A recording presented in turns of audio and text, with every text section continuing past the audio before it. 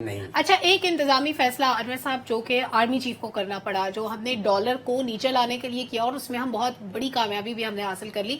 ابھی 288 سے بھی نیچے آ گئے انٹر بینک میں.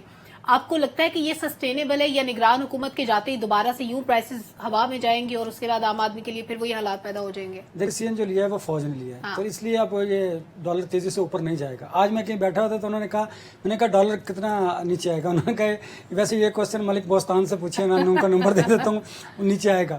دیکھیے جب آپ کے ادارے کو ڈیسیژن لیتے ہیں 250 تک کا بار بار کہہ رہے ہیں آ جائے گا. جی جی، جب ادارے کو جب یہاں پہ بھی میرا ایک اختلافی نوٹ ہے. وہ ڈاکٹر صاحب آپ بعد میں دیجیے گا، لیکن مجھے کہ جب آپ کے دیکھیں نا ادارے جب کچھ کرنے پہ آتے ہیں تو دیکھیں قانون سے بڑی کوئی چیز نہیں ہے، اس کی امپلیمنٹیشن سے بڑی کوئی چیز نہیں، آپ کی ول ہونی چاہیے.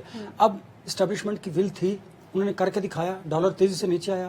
ایک ایگزامپل کام کس کا تھا یہ کرنا؟ یہ کام تو گورنمنٹ کا تھا نا، جو ماضی کی حکومت تھی جمہوری، اس کا کام تھا جس کو ملا تھا. یہ نگران گورنمنٹ کا کام نہیں تھا. یہ اب چونکہ ان کے کھاتے پڑ گیا تو اب اسٹیبلشمنٹ کو ان کے ساتھ ہونا پڑا تو انہوں نے کر دیا. ویسے یہ جمہوری حکومتوں کا کام ہوتا ہے جو سیاسی بنیادوں پر آتے ہیں، ووٹ لے کے آتے ہیں، جن کو ہم جی بالکل انہی کا کام ہے. یہ ووٹ لے کے نہیں آئے، یہ ایک نگران سیٹ اپ ہے. آپ کے آئینی تقاضا ہے، یہ ختم ہوگا تو آپ کی گورنمنٹ آ جائے گی. دیکھیے یہ جمہوری حکومتوں کا کام ہوتے ہیں.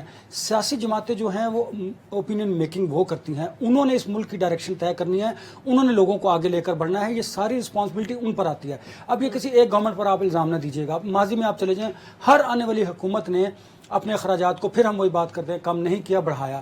دیکھیں فوج ظفر موج ہوتی ہے، اب بھی ہے، پہلے بھی تھی، ماضی میں بھی آپ نے دیکھی، شاید آئندہ بھی ہو کہ 80 وزراء اس طرح کے ممالک میں جو ترقی پذیر ملک ہو وہاں 80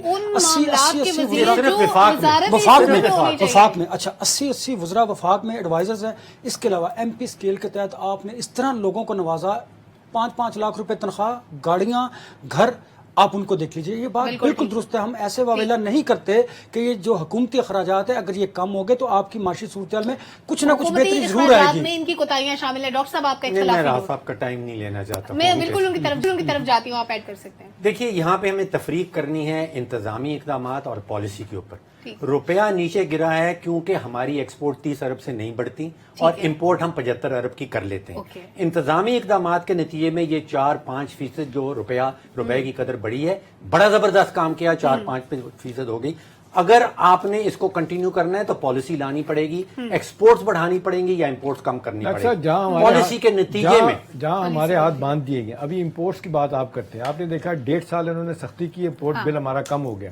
آئی ایم ایف نے کہا نہیں کر سکتے. ورلڈ ٹریڈ آرگنائزیشن کہتی ہے کہ جی آپ امپورٹس نہیں روک سکتے. وہ کہتے ہیں سارا مال ہمارا، گاڑیاں، یہ پھر آپ ایکسپورٹ بڑھانے کی پالیسی یہ وہ ہمیں اس پالیسی میں بیلنس لے کے آنا ہوگا. انور صاحب ابھی کچھ دنوں پہلے آپ نے دیکھا ہوگا M D I M F کا بیان، جنہوں نے کہا کہ ہم نہیں کہتے کہ ہر بندے پہ ٹیکس لگائیں، ہم تو کہتے ہیں امیروں کی جیبوں سے نکالیں، غریبوں کو آپ فیسیلیٹیٹ کریں، غریبوں پہ بوجھ نہ ڈالیں.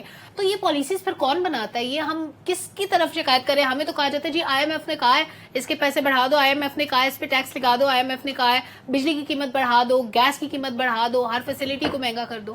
دیکھیے سلمہ، یہ تو ایک سیاسی سٹیٹمنٹ ہوتا ہے. جو بھی حکومت آتی ہے وہ اپنے اوپر سے بوجھ اور اپنے ووٹرز کو بیوقوف بنانے کے لیے جو آئی ایم ایف پر تمام ملبہ ڈال دیتے ہیں. انہوں نے واقعی کبھی نہیں کہا کہ آپ بجلی چوری کو نہ روکیں. انہوں نے یہ نہیں کہا کہ بجلی کے جو لائن لاسز ہیں ان کو آپ غریب عوام پر ڈال دیں. انہوں نے کہا جو سبسڈی آپ دیتے ہیں اس کو کنٹرول کیجیے، اسے بند کیجیے، پہلی بات. اسی طرح گیس اور پیٹرولیم پرائسز کے بارے میں بھی ان کا یہی موقف رہا. مسئلہ یہاں پر یہ بات بالکل درست ہے کہ آپ کے جو اخراجات ہیں آپ نے ان کو کم کرنا ہے، آپ نے اپنی مینجمنٹ کو بہتر کرنا ہے. اور اس کے ساتھ ساتھ ٹیکس کلیکشن کی بات جہاں تک کی ڈاکٹر صاحب نے، شام صاحب نے، یہ بات بالکل درست ہے.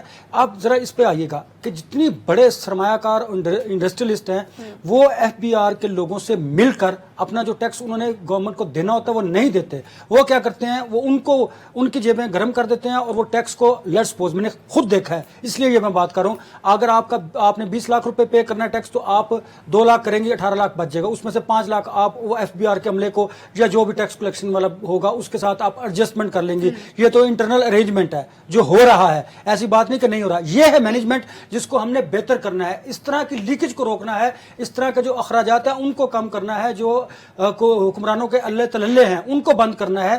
اور اس کے ساتھ ساتھ آپ کو तमाम चीज़ों पर एक पॉलिसी को मुरतब करना है। हमारे यहाँ क्या है, जितने भी माजी की गवर्नमेंट्स आई हैं, वो जमहूरी हों या आमिर हों, वो अपनी उस गवर्नमेंट के टेन्योर को बेहतर करने तक तो महदूद रही हैं, और वो पॉलिसीज भी उसी तक महदूद रही, उनके टेन्योर तक। लॉन्ग टर्म कोई पॉलिसी नहीं रही पाकिस्तान में जिसकी वजह से पाकिस्तान के इदारे मुस्तहकम और मजबूत हों। हमें लॉन्ग टर्म पॉलिसी की जरूरत है। ठीक है, आप अपनी हुकूमत को बेहतर करने के लिए खुशहाल पाकिस्तान मियाँ साहब ने बता दिया, जरदारी साहब ने बता दिया, खान साहब ने ये कर दिया, लेकिन इसके साथ साथ अगर आपने इदारों को मजबूत करना है, मुल्क की बका की खातिर आपको लॉन्ग टर्म पॉलिसीज की तरफ जाना